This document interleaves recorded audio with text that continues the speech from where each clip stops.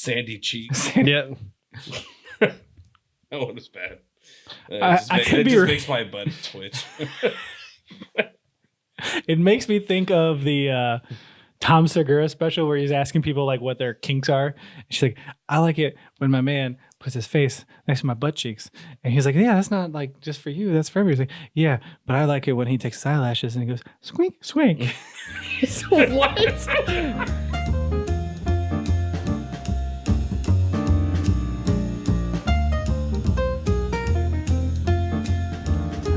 Let's raise our chalice to the king's world. Hello and welcome to Happy Hour, the Strange Gaming Network's weekly game and tech news show. I think that's the first time you've gotten that whole thing right. On my left is The dispatcher, Mark Plover. and on my right. Handsome John, and I think it's the only time we've gotten it right. And here in the center is Princess Sally Acorn. Right? Is that what it is? Is that what you're calling yourself? That's what the squirrel's name is. We realize. No, I'm not going to say that. You never said your name, so you know. I'm getting there. I'm in the back center, whatever this directional is. Head chef Brent Metcalf.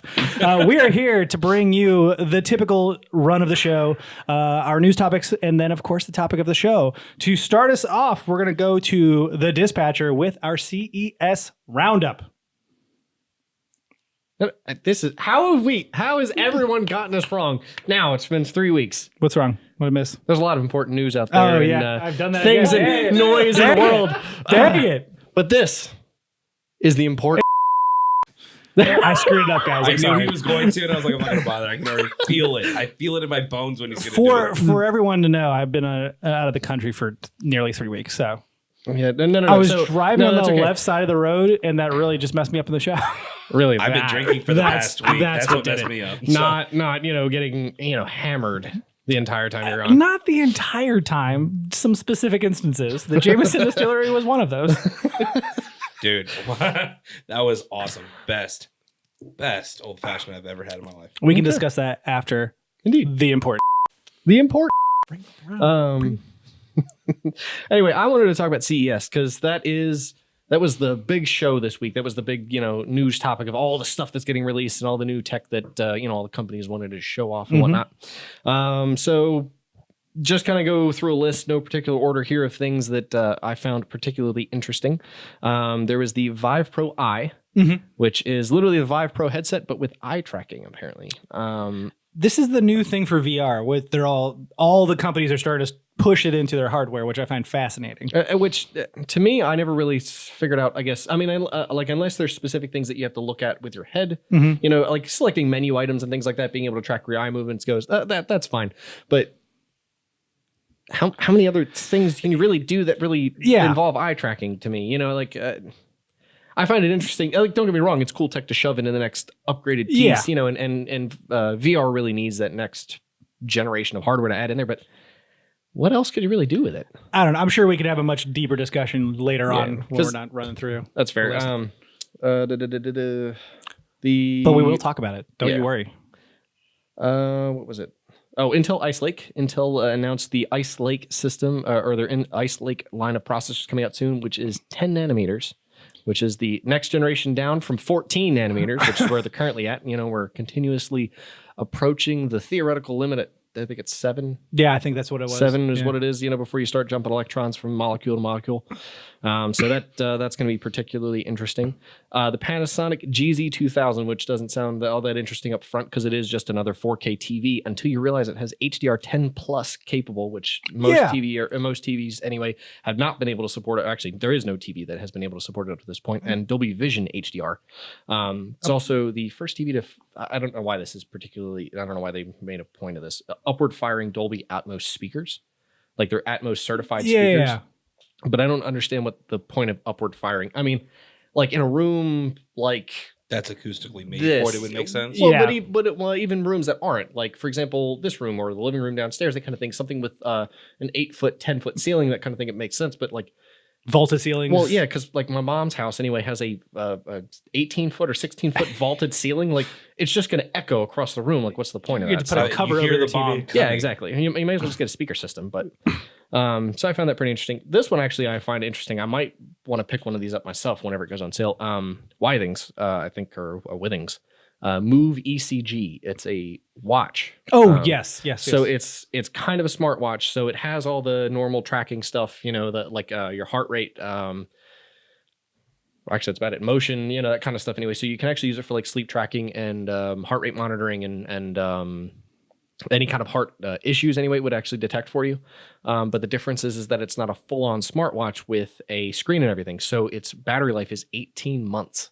Wow. So, but it even has like an electronic dial on it that shows you what your current heart rate is, and then has a normal, mechanical watch of showing you what time it is. I actually think it's really cool that they decided to sort of go with this hybrid approach of giving you the features that you really want out of it. But I really don't care if I can answer phone calls and see my text messages on my watch. I could pull up I'm going to, like, literally when I had a smartwatch, I pulled my phone out anyway. Yeah. So this actually, I think, would be really cool tech because I've always wanted to have sleep tracking on my wrist. Yeah, I've always debated the real use of smartwatches that people really like, and I've seen people use, but I don't ever really see people use it to its fullest extent. Yeah. I always see like the here or there, and I'm like, I don't know if it's worth that money.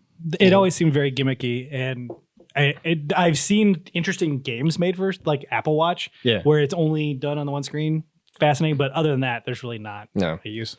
Next one is LG is actually making a homebrew system. Yes, this is fascinating to me. So, I mean, particularly for us anyway, with this kind of podcast, I think this is particularly fascinating. Beer. Yeah. Wow. Craft beer, the ability to make your own anyway. And they've got like kits you can make to make your own of particular types of American IPAs, English stouts, Czech Pilsner, American Pale Ale, or Belgian wheat beer.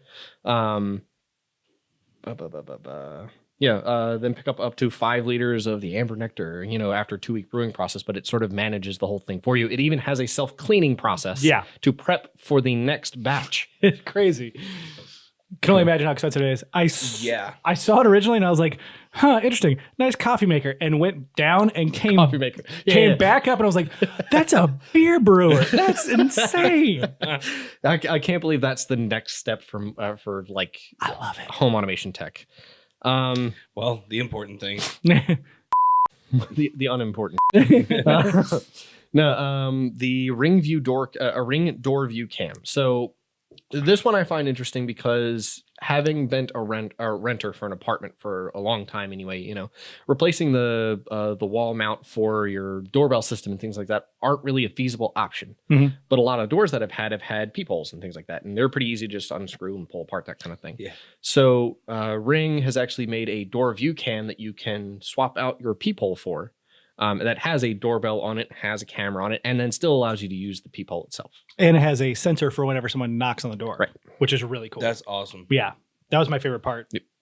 Samsung's micro LED modular TVs, which kind of falls in line with the other piece I got to end us out with. But the whole point here is that it's literally a 1 foot by 1 foot panel, and you can make your TV as big or as small as you want it to be. And they actually have had live demos of them literally live splitting the television real time. And it would go, this one would switch to some other image anyway in a different input. And then this one would continue whatever video it was as it would scale it automatically. That's cool. The big play here anyway is larger signs to so TVs and things like that for smaller homes are okay, but the bigger billboards and things like that can use this tech anyway in a much more broad fashion can actually benefit widely from this because it's very difficult, very complicated, and very expensive to set up. Like, for example, the billboards that are in like Times Square. Yeah. To get those giant video boards that are up there and be able to display images that go on those is extremely expensive to get the computer software right for that kind of stuff. So for this, you could scale it literally, like they said, we don't know what the limit is on scaling with this. It's literally the limitation of whatever your hardware is. But a laptop can run this, is what they that's really cool. So that is that one large screen anyway, like 100 foot by 100 foot screen anyway in Times Square could be run off of a laptop for this. It's actually really impressive to see. Let's see. Maybe we should get a really big screen over here and use our laptop to control it. How do they know it's not a screen? Ooh. Oh, probably because you can touch it and it would like that. They don't know that. I'm just making the noise.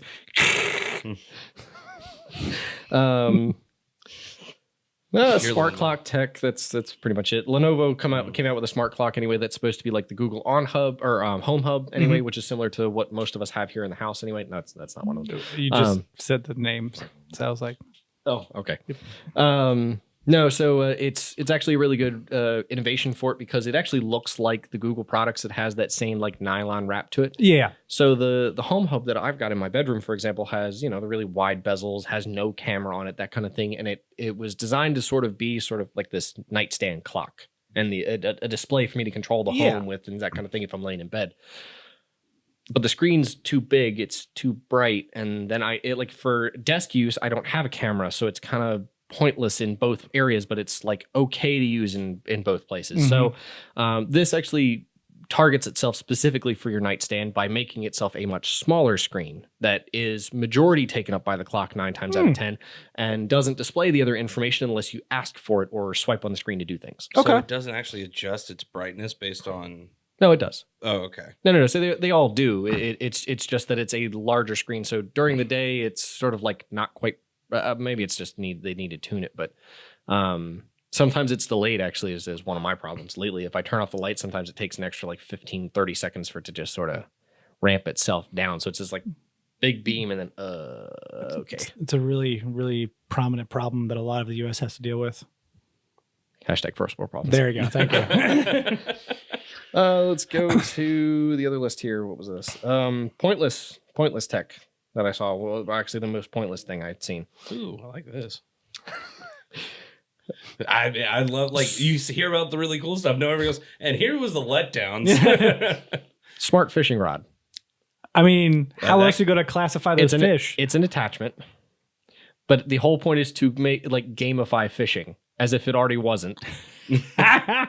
But the point is that it's a cyber fishing like attachment essentially that you put on your rod, and you can mark what you caught, and it can sort of analyze the weight of your pulls and a few other things anyway to identify where more fish are in the water based on your GPS location, and you can link with your friends as the idea, and you can sort of compete like. You think we can earn platinum on that thing? Yeah. If you don't, me a case of beer. If you don't, I'll be disappointed in both of you. No. And then one for me anyway. They probably actually sell more. one that kind of hit home for me because I have I'm more than likely going to have this just from genetics is sleep apnea. So there is a sleep mask that is supposed to assist with that, not necessarily replace a CPAP or EPAP. But it's a mask essentially that detects your snoring anyway. It helps you sleep, obviously, and then the idea is that it will vibrate a little bit to sort of jostle you to roll you over, which is similar to what I already have anyway with ticking noises. But when I go into deep sleep, I don't hear anything audibly like in the environment around me. So having something physical on me that would vibrate like that would actually jostle me to roll me over or something like that. But it's also got like some of the other things, like some of the other smart face masks that go on there, like the ability to do like dim light to help you wake up and a few other things.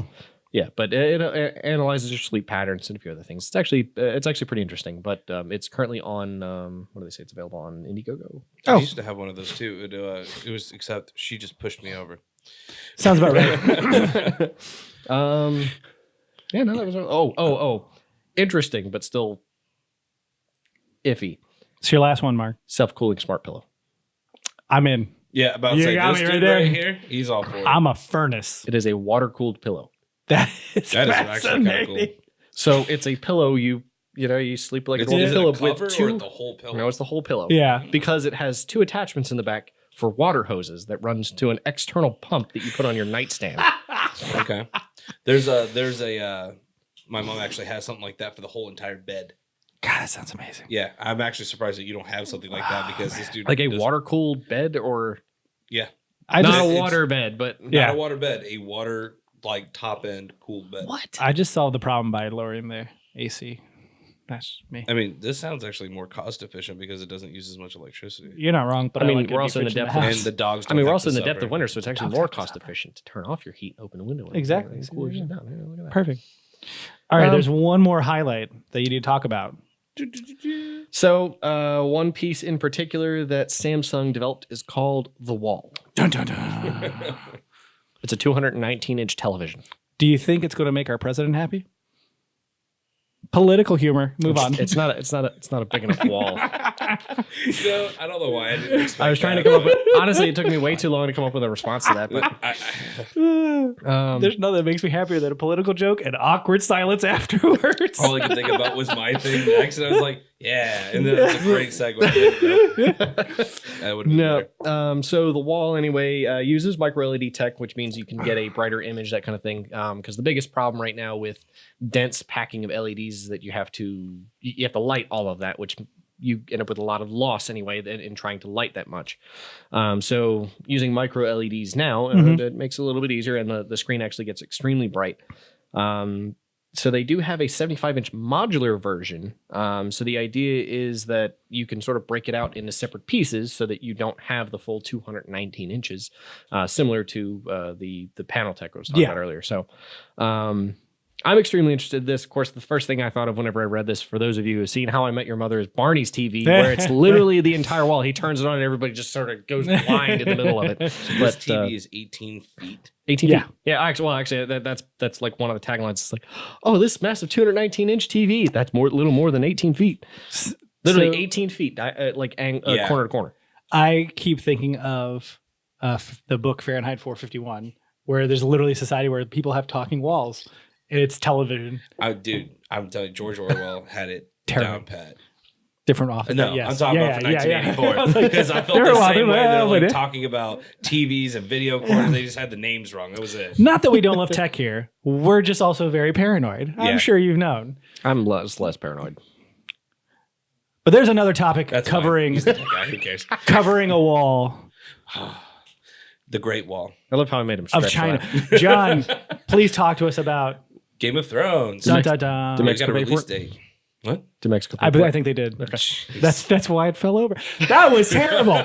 Come on, people. Let's keep moving. We got Game of Thrones coming out on April 14th. April 14th. Now, we knew they were coming with the April date. I think they finally solidified the day being the 14th, which is really cool. I'm really excited. I've been waiting an extra year for this. Yeah. I'm ready for the finale, believe it or not. What was it? Someone tweeted on New Year's Day, like, happy 500 days without Game of Thrones episode. Yeah. Oh, that was Brie. Oh, there you go. No, yeah. That was literally Brie with Ireland pictures. Yeah, like I saw pictures of you guys in Ireland. It's like happy 500 days since the last Game of Thrones episode. I was like, that okay, all right, whatever.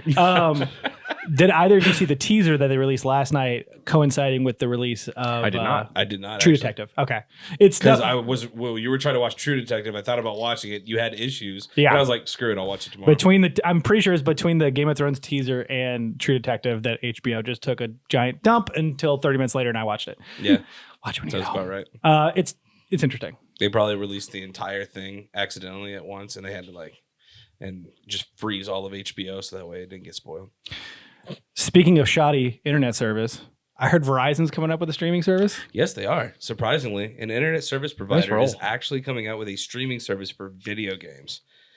No other details have really been given, but just as a concept, I never thought Verizon, of all people, would be getting involved with this. They're an ISP. I know, but they control the flow of internet. What better way to control that than with no lag issues or anything that you can be guaranteed with their service? To be fair, I said the same thing when AWS came out and Echo came out. Yeah. Amazon's a product selling service. What are they doing in tech? That kind of thing. But I guess that'd be cool to see them expand their bounds a little bit farther, because Verizon is notoriously bad about saying, here's our money, we're going to hold on to it, going the Apple route, and then sitting on top of the pile of it and doing nothing with it. Like Smaug. There's a lot of different marketplaces with the game sector in general, and they're trying to get a hold of the largest part, which is I want you to buy my internet alone because I can guarantee this kind of service. It'd be insane. Not only that, if they're the ones who are running the streaming service, they have complete control of that bandwidth, how all of that works, instead of having to worry about. Well, now they can, yes, actually. Yeah, so it is entirely open to them instead of another company utilizing their network and then them having getting a piece of the pie. Well, not even that. They could actually, if they get the computing right, they could actually offer a better service. Yeah, absolutely. Because I've talked about Google and the ability to do a content delivery network where, for example, we're located here, but the closest data center to us is Lenore, and then there's another one in Raleigh. Yeah. Well, we could literally stream off of either one of those, which means our response times are going to be in the like 10 to 15 millisecond range. Verizon could do it in like sub 10 because if they do a content delivery network, they could do it at the hubs that are closest to your home anyway to be able to play this off of, if there's a big enough demand for it, of course. Yeah. Which I imagine if it's done the same way that with Project Stream was, which is what Google's been working on, if it's the same level of quality, there's a very good chance there will be demand for it. Oh yeah, hands down. Which is why they're not the only, you're so dumb. They're not the only company investing in streaming. It was also leaked that Amazon is supposedly working on their own version of streaming. Yep. Once again, no other But evidence. they're a product selling service. I'm going to say it again. No other evidence really other than what people are kind of leaking out. The rumored date is 2020, some point in time, for them to kind of roll it out to unveil, not necessarily to release, but just kind of get their beta testing going. It's a little late, actually. They're going to be a little behind the curve by that point. I agree entirely. Especially if we know Xbox and Google are eyeing 2019 this year. And, Dylan's not here, so I got to say, PS5 gets announced this year, so. It won't happen. No. There's no need for it. No. They're killing it in sales. They're ahead. They don't have anything. Broke with 91 million before New Year's. Yeah. Why would you stop that? They could literally oust their own top holder, which is PS2. PS2 is like one of the most successful consoles of all time. Wow. I didn't know that. And they're only 30 million away. I almost said 1,000. That'd have been weird. But that is not the case. 30 million. I was going to say, I feel like they they're could catch reach 30,000 pretty easy. It's hard to say. It feels like sales have stalled a little bit, and their exclusive library this year is kind of up in the air as to what we will actually get. Yeah. However, Xbox is seemingly throwing in the towel at this point. We know that they're working on a streaming service. We know that they have the next thing going, but there's no definitive answer as to whether or not they'll release something this year. Yep. And then the Switch is a great secondary console, which is how everyone is looking at it. I'm truly afraid that this is the last year of true consoles. Like this is it. Like Nintendo's going to be done. PlayStation's going to be done. Xbox is going to be done. Everything's going to streaming. Nintendo will have one more generation of pure consoles if this is the last one for everyone else. A reiteration of the Switch or another console? No, another console. Because they're stubborn. Not a handheld. Yeah. It'll be like the Switch. Okay. They're just stubborn as hell. Yeah. That is like, no, we're not. You're not wrong about that. They literally moved to online 2018? They're like, we have an online service. It is still crap. I mean, the Switch has been wildly successful because it is both a handheld and a console at the same time. But if Sony finally pulled together and said, all right, let's revive the PS Vita and, expand upon it and let's turn it into a full-fledged platform, and blah, blah, blah, and try to find a way to do that, I'm almost certain they could make it happen and then do something wildly successful. For example, like the for PC gaming anyway, they've had the ability now, or NVIDIA has the ability for laptops now to plug up and have a separate external GPU to plug in and be able to play games with, because your CPU doesn't really matter a whole tremendously a large amount whenever it comes to PC gaming. So if PlayStation did it, you can't really get great graphical performance out of a handheld, but you can have a small GPU to play games at a lower res or something like that. And then dock it. And then suddenly you're playing at full 4K, 60 frames or 8K or whatever. Honestly, to me, that would be worth it. And then you could upgrade the docks. You could upgrade the consoles separately from each other if you wanted to. You just described my idea of heaven. Yeah. There you go. From a Sony device. Sony, you've heard it here first. Yeah. Do it. We'll even let you do it without giving us any money for it. I feel like Nintendo would do that before Sony. I don't think Nintendo's that smart when it comes to marketing their products. You're bold, sir. I will say that because apparently it's been found through the network traffic. Data miners have noticed that for the NES online games they're giving away for their online service, there are SNES game names in there now. Ooh. So it seems like they're hinting at SNES coming out, which is interesting. I was having a discussion with someone at work whom everyone I think knows, who was talking about he just bought the Switch NES controllers that you can only get if you have a subscription because Nintendo's dumb. And he's like, yeah, you know why they're keeping it separate and they're waiting for a minute. They're going to sell all these NES controllers and they're going to ask the SNES and you have to buy the SNES controllers, the snap on the side. I was like, you're probably not wrong. Yep. But nonetheless, I thought that was kind of interesting. And that is when I will buy their online service, because when I can play A Link to the Past, when I can play Super Mario RPG, like all those on my Switch, I will be playing them on my Switch. Yeah, you're not wrong. So I would be definitely down for a little bit more Switch time for that. And I don't have a clean segue in the next one, so I'm just going to hop right into it. Once again, video games are help out there saving the world. Awesome Games Done Quick was done this past week. They raised $2.39 million for Prevent Cancer organization. Wow. Over the course of the organization's life, the Awesome Games Done Quick, they've raised over $40 million for different charities. Wow. They are killing it. That's impressive. No kidding. Wow. So who says that video games can't change the world? That's right. There you go. I think that's all I have. So let us end The important. See, we'll get back there. Don't worry. You're I was all, waiting you're for you all, to screw your it up. feathers are all ruffled. No. So I had to do this literally the last 2 weeks though, because we forgot to clink glasses at the beginning. What is wrong? I thought I left this show in good hands. We forgot to say the important twice. Who would do that? Apparently 3 times now. No, it's pretty good. We did okay while you were gone. I imagine that the show ran smoothly and you guys did nothing but say nice things about me. I haven't watched an episode yet. I'm getting there. Okay. I'll report back next You week. don't have to watch them. You sure? You really don't have to. I'm sure. I'm sure it's good quality content, much like the show delivers every week. Yep. Every that's week, right. yeah, of course. Yeah, of course. You could just trust that it is Trust- good okay. content, and Good. we don't. I'm sure about it. everyone will leave a comment above me to let me know exactly what the show looked like Yep. and what it was all about. Yep. Moving- No Brett hating whatsoever. Not a little bit. Moving on to the topic of the show. Well, we were discussing streaming services and their impact. You were discussing your fears of streaming services and what their impact is going to be on consoles. So I think this is a great time to have an open conversation about which ones we are interested in, which ones we would trust, and what that looks like for the video game landscape going forward. Giggity. So he's doing this thing with his neck. You were bobbing your head around, so I was like, They call it the pivot. I'm like skiing down the slope. What's wrong with I was you? like, no, that reminded me of Dylan last week trying to do his derail and motion or whatever. He was like, I was like, what was that even? Were you skiing? I don't, whatever. Speaking of derail, back to the topic. The my question wasn't really like, I guess, fear in that it was more along the lines of, okay, we have Verizon, an internet service provider, trying to get in on the gaming streaming service, and we know that obviously streaming right now is going really hardcore into the future. It's going to be the next thing. It's not going to go away anytime soon. We know they've been wanting to go to the digital realm.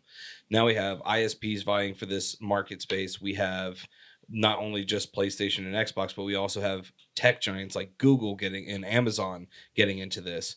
Who do you think that you would end up choosing and why? And what benefits do you think that they would end up giving you to make them for you to choose them over others? Google.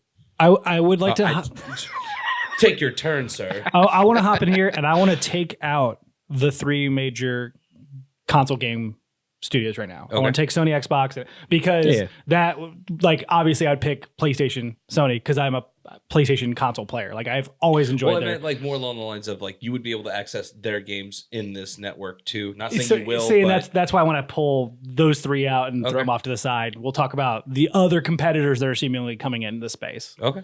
So, Google, you say. What a surprise. As if anybody doesn't know, because I'm totally not a Google fanboy. Nope, not once. No, never. Not like I'm You just got done using bashing Google their Docs for all product that stuff. sitting in your room. It's kind of a bad product. Oh, jeez. It is kind of shitty. Lenovo outdid you, Google. Anyway, I want to see Google take this over because I honestly I think they will. The reason is they have the infrastructure to do it. They have the programming skill behind it, and they've already released a product to do this anyway that's outperformed a lot of others anyway that have seemingly been out before anyway to make this happen. Better yet, anybody else who's talked about it so far seems like they're so far behind having an actual working product for this. I agree. Not to mention, like, I've actually seen it played because Dylan finally got access like a week or 2 ago. Yeah. And I was watching him play Assassin's Creed, and buttery smooth, nice HD, 1080p quality, 60 frames, he said the input latency was very negligible. Granted, like you can't really play competitive games. Like if I was playing CSGO, I'd notice that. But do you remember what the minimum requirements were for that? What do you mean for PC? Yeah. PC requirements were very minimal. Like I could play it on this laptop if I wanted to, as long as I had a keyboard and mouse to work with. Well, are we talking like 20 megs, or are we talking like 10 megs? Throughput on your I think it was 12. network. Yeah, I want to say it was in between, but I can't remember 20 I think was the recommended, but you could also downscale. So the benefit is that because you're just streaming video in and control out. The control is actually very minimal. I mean, so that you really don't have to worry about from an upload rate perspective, but the download side of things, because it's a stream, you could downscale it if you wanted to 720p or 480 if you wanted to go standard quality, that kind of thing. Yeah, they're still rendering at 1080p, but realistically, they don't care as long as the throughput you get is appropriate for your internet connection. But 20 megabit a second is the recommended for YouTube, so it's the same recommendation for Project Stream. Were they able to push 4K? I don't think they were rendering at 4K just because of the hardware requirements for that, and the majority of people don't have 4K monitors yet to be able to support that, so it didn't make sense. It doesn't make sense, in my opinion. It doesn't make sense for them to even focus on that. I couldn't remember any of that. I mean, I remember talking about it, but I would imagine, so Google, the play here, if you're going to think about, continuing Project Stream and go to 4K, is offer an upgraded, payment process, just like you would with, just like Netflix did, for example. If you wanted to watch Netflix 4K, like they still do, you have to have a separate like $3 a month subscription to be able to watch it on a 4K dedicated TV for that. That would be my recommendation, because the majority of us out here don't care about 4K. I've got a 1440p monitor downstairs because I care more about ultra wide than I do about actually having 4K, as far as a display is concerned. Actually, I only know one friend who has a 4K monitor at that. Now, like it's just, to me, it doesn't make sense. But I think Google's going to take this over because I think they've got the technology and the infrastructure to do that. I think my phone just went off whenever I said it. But how dare you, sir? But I think they have the software to do it too. Yeah. The infrastructure being, of course, the servers. I was talking about the content delivery network, and low latency being kind of an important factor there. That's going to matter. Yeah. Now, that being said, like I touched on earlier with Verizon, ISPs would make more sense. Yeah, so absolutely. Netflix, like I talked about the content delivery network from Netflix perspective, because Netflix has one of the most successful content delivery networks because they worked with the ISPs directly, so that the ISP servers, or server farms anyway, in the buildings that they got, actually have Netflix server racks inside them to hold movies and transmit the movies from the ISP's local location. So, for example, from here, I would actually watch Netflix from Charlotte, located in Spectrum's data center. Yeah. Makes more sense. Their server farm. Right. Yeah. So I think Google can make that happen because they can actually broadcast globally for that. Yeah, absolutely. Amazon would be the next runner-up for that, because they offer the same kind of service. You could do a content delivery network. You can actually have better latency, that kind of thing. But they are not spread out as, I guess, thin, or not spread out as broad as Google is. I actually have major problems with how Amazon communicates to their customers about their services and how their services work. Amazon Music, when they moved to the unlimited with the stream, it irritated me beyond all, because they took a large chunk of their library and then overnight shifted it without any communication, and then were like, "Oh, you have to pay for this now." I was like extra on top. Yeah, the whole reason I was using your library was because I had access to this stuff. Yeah, I literally bought into a year of Amazon Prime, so I didn't expect him to freak out that hard. By the way, I was very upset. Little setback, but I totally get where you're coming from. Like, you buy a whole year worth of subscription, then all of a sudden they change the rules on you, and you're like, "Really, dude? Come on, that's not cool." Well, and again, they have the capability, but just because you have the capability doesn't mean you're the best person. For it. Well, because if your customer service is awful, nobody wants to use your product in the first place. Yeah. I mean, Google, I think, has decent customer service. If, like, for example, we've talked about before, Allo and Hangouts are going away, but Allo is going away in March, and they've I guess messaged everybody about that, and even have a notification that pops up every time I launch Allo now to say, "Hey, we're getting rid of Allo in March." And they've had it now for 3 months, and it's going away in 3 months or 2 months. But Hangouts, even they've had public broadcasts about that to say, "Hey, by the way, it's made news, that end of 2019, this is going away." I think they've done a good job from a public perspective, making sure everybody's aware of it, not to mention putting in their own products to let you know. Yeah. So I think they've got their bases covered. I think they'll be the superior system that comes out the other side. I'm kind of worried, and I'm not at the same time, at what it means for an ISP to be getting into this kind of market, because that means they're going to have a want to benefit themselves over the services that you'd be wanting to from other companies consume. Yeah. So, like AT&T, if they were to say, "Oh, we're not going to buffer anything," that might put a little bit more pressure on Verizon not to be, about it. But at the same time, if they don't put pressure on them, they could actually technically probably throttle them or do something against them, because net neutrality being what it is now than what it was is not going to help anybody. You're not wrong. So it does kind of offset me a little bit. I mean, it's not a true fear. I do think that people would literally flee from Verizon if they were going to be kind of like really bad about it. Yep. But they could do it enough to where they could try to squeeze some money out of the people that you're going to be trying to consume the content from. So keep that in mind. Verizon's such a weird company for me because over the years I've gone up and down on how I feel about them. Right now, everything's fine. Yeah. They have decent enough networks of people who know what they're talking about. I've talked to multiple people online over a couple of things. We went over to UK and Ireland where their other company, Vodafone, however you want to. Really? Under there, Vodafone is like the big one over there? Because I'm gonna say that's the one we saw the most of over. Vodafone and O2 are the two big ones, and Vodafone's owned by Verizon. Because I mean, Vodafone was over here for quite a while as like I guess their cheap brand, but and so just swapping SIM cards and everything, I actually had great service while I was over there. Yeah. Talking to customers service here before we left of like, hey, I'm going for 2.5 weeks. Like, what are my options? They're like, you just swap out a SIM card there. Like, they could have easily tried to get money from me, but they treated me like a human being and not just a money funnel. Did they? So when I was in Canada, who did I use? TELUS? I don't remember who the wireless carrier was anymore. Rogers, something like that. Did they actually let you go for a 2-week agreement or like pay as you go sort of thing? Yeah, I did pay as you go because over there, I don't think they do contracts the same way we do. I think almost all of it's pay as you go. Gotcha. Okay. As far as I could tell, I could be completely wrong on that.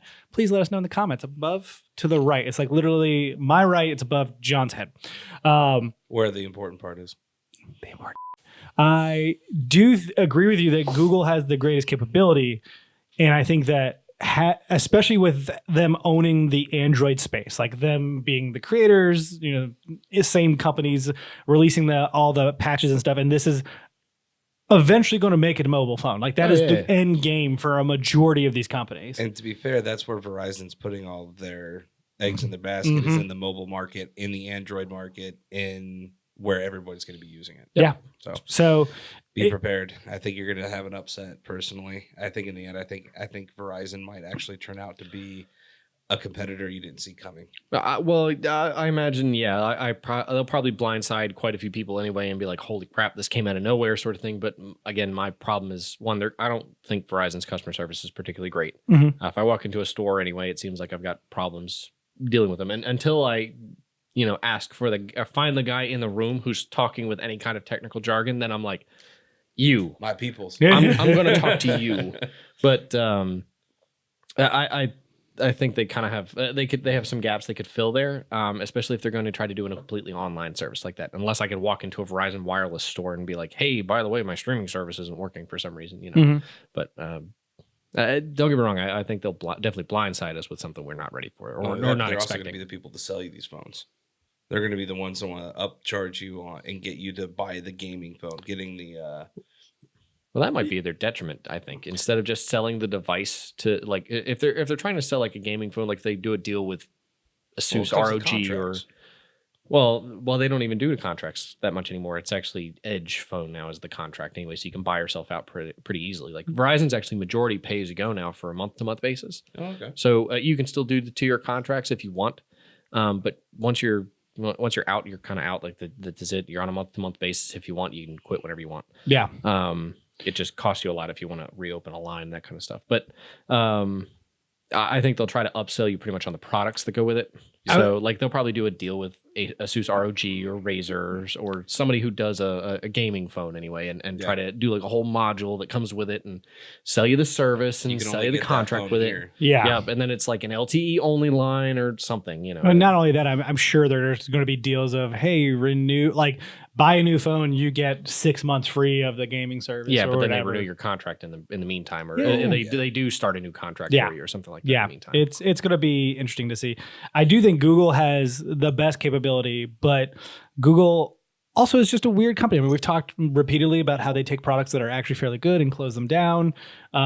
They're seemingly shifting consistently, which is great for a company that's always experimental. But so here's going to be the detriment to my entire thought process with Google. Okay. Is they're going to do it the same way they tried to do Google Fi and the same way they tried to do Google Fiber. Which is exactly what I was thinking.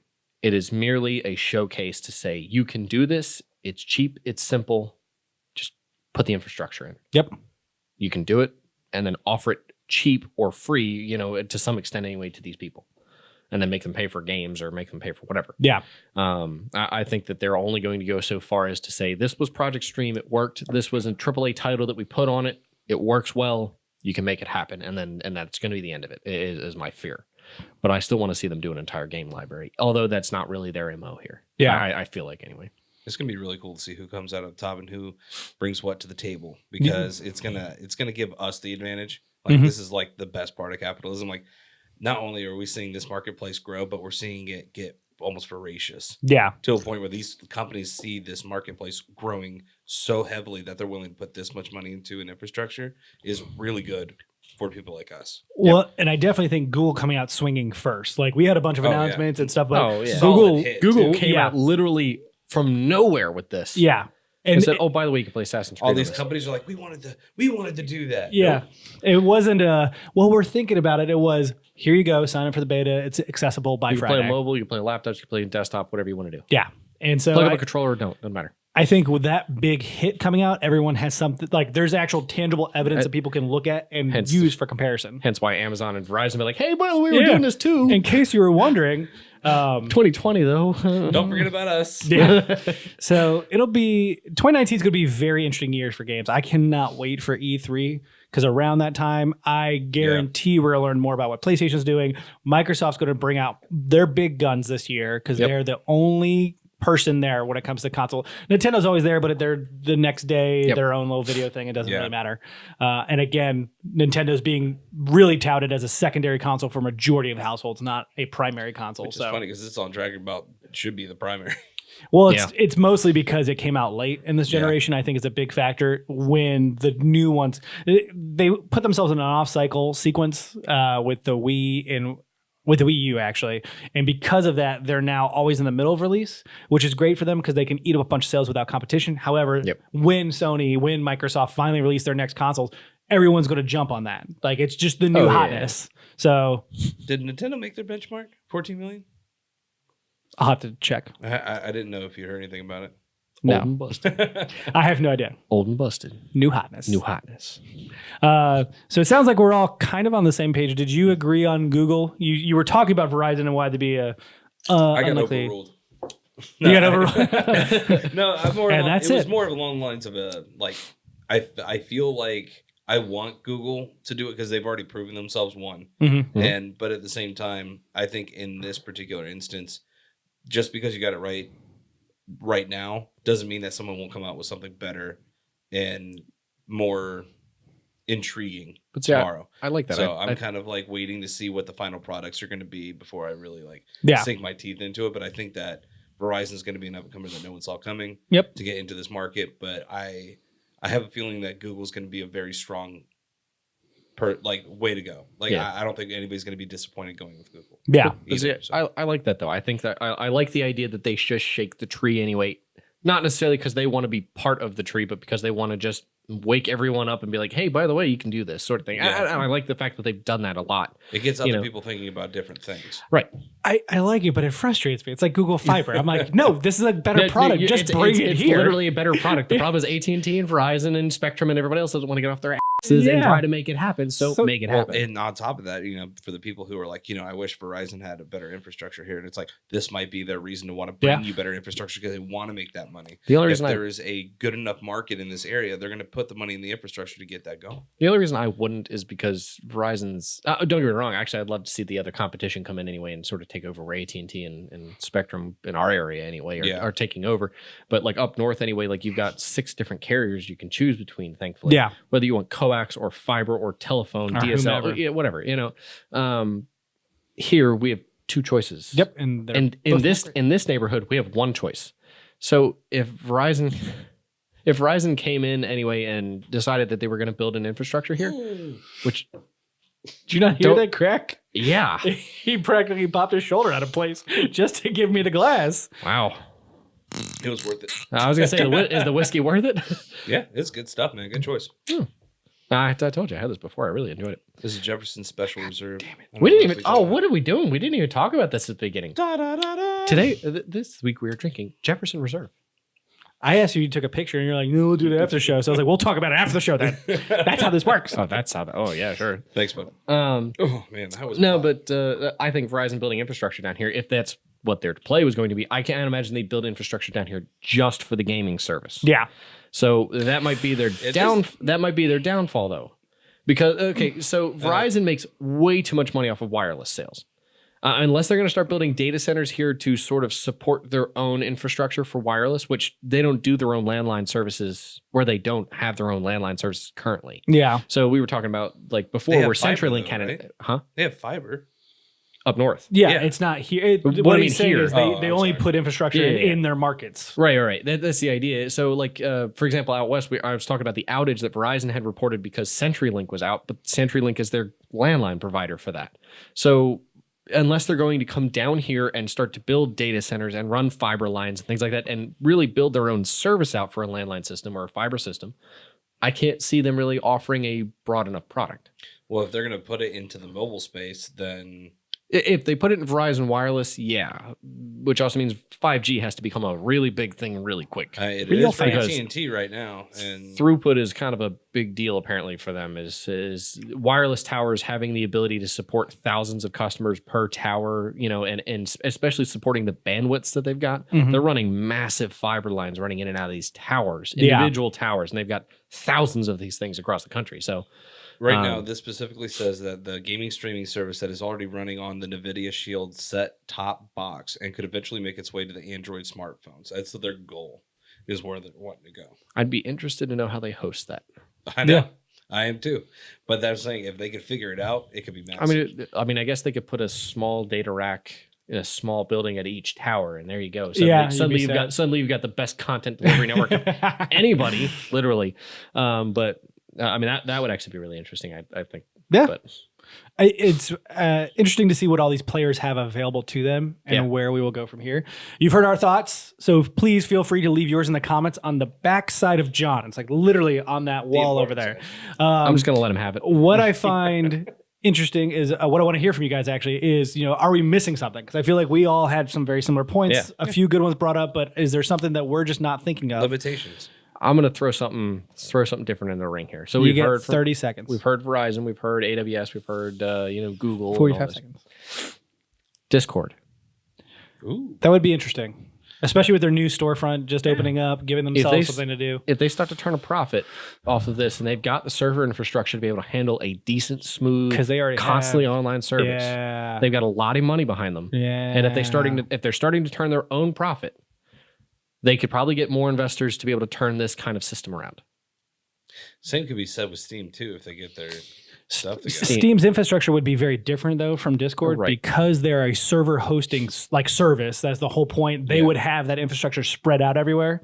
Whereas with Steam, you're going to have pockets of it because of your storefront. So it doesn't really matter. Well, I mean, Steam does have a server hosting service for... Oh, does it really? Okay, for games that host on their platform, you can pay to have your services hosted on their servers. But it's not nearly as popular. No. Yeah. No, because it's cheaper actually to host your own stuff if you do it right. Yeah. But no, I think Discord would be an interesting player if they decided to jump in that game, especially now that they have their own storefront. I think that they can make that happen if they wanted to introduce a streaming service if they just put their developers in the right place. And he said all that in 47 seconds. Look at that. Again, leave your comments below, I'd be interested above, to know he was actually counting. I'm going to actually find a counter. I was not. I'm going to throw a counter up there now and see what happens. But that is the end of the topic of the show, which means last call. John looks a little distraught because you just took his roll. Nope. Did I take you? He just stared at you as you went back. I didn't realize I was waiting for that chair to break. Oh, I was like, yeah. I didn't realize we had given. Nope. I'm saying that chair is weak AF. Just big boned. I didn't realize we had given you the roll. I thought I was supposed to reach back behind me and have at it. I mean, you can do it if you want. You did it just fine. Thanks, buddy. Good job, buddy. The expert said I did just fine.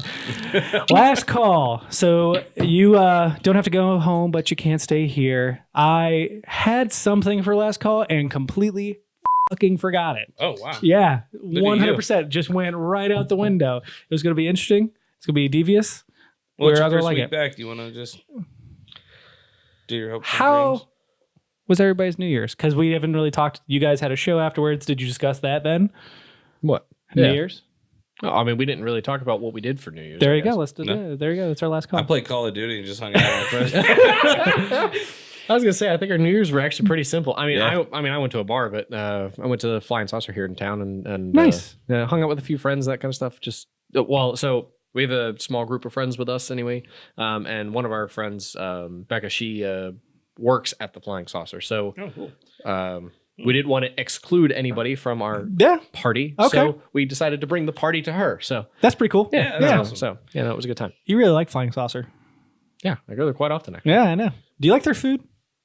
Food's not bad. The wings in particular. So I don't like it now that football seasons, or now that we're in the postseason anyway, because they run a half price wing on Thursdays, or half price wings on Thursdays during football season, during the regular season. I've had this discussion with multiple people, and people either love or hate it. Yeah, I'm somewhere in the middle because we usually get like the simpler stuff over there. Yeah. So it's like, I mean, you can hate pretzels if you really want to. What heathen hates pretzels? But realistically, are you there for the food though? I mean, No. sometimes. I'm there primarily. No, I mean they're for beer, but Yeah. then having food with beer. about to say, Oh, sometimes yeah. we go there after playing that par 3. Yeah. And we're like super hungry. Okay, But then right next door. Yeah. I will say, This I is a am really- kind of like disappointed in like how hungry I am compared to what I got. Yeah. I feel like this is a very specific conversation that only so many people are going to know what we're talking about. So I'll move on. I was in London for New Year's, and instead of being like super cool I know, and what going you're down talking to the Timbs and watching the fireworks, I sat in my hotel room and watched it from the hotel room with a bottle of wine. It was wonderful. Oh, you actually, go. that does sound good. Yeah. They do in London, they do a huge fireworks show on the Thames. It's gigantic. They sell tickets for it, and it was sold out before we even got there. There are signs posted everywhere as we're walking, literally like the traffic signs you'd see at construction sites or whatever. It's like tickets sold out, watch on BBC One. Like it's just everywhere. Don't bother. Yep. Leave us alone. So we went to a nice sushi restaurant called Sexy Fish. There you go. I'll let you imagine what that is. You eat off of people. I'm just imagining some fish from SpongeBob or whatever, like in a bikini, and there you go. Oh, you ruined that. It's a reverse mermaid, actually. It's got a female like bottom, but a fish top. Sexy Fish. And then we walked around pub hopping for a while. I got mistaken for an Irishman and from a gentleman who looked like a very thin Mark Strong. And then we went back to our hotel room. So it was a good time. that's neat. Yeah, it was good. Oh, I watched Happy too, which, by the way to bring in the new year. I can't wait to watch that was show. Weird. I have to watch Happy and Punisher season 2 because that's now going to be on Netflix here soon on the 18th. Anyways, that is our New Year's. Please let us know what your New Year's were like in the comments. Again, add to the topic of the show and any other suggestions you have. Here at Happy Hour, we are open for any type of feedback in the comments to the left above Mark's head. They're like right here. It's floating. It's an amorphous blob. We really want to know what to do with the last call. I keep just coming up with stuff. We can come up with the stuff. You can come up with stuff. Let us know indeed. And until next week, I got nothing for you. See you later. Clank.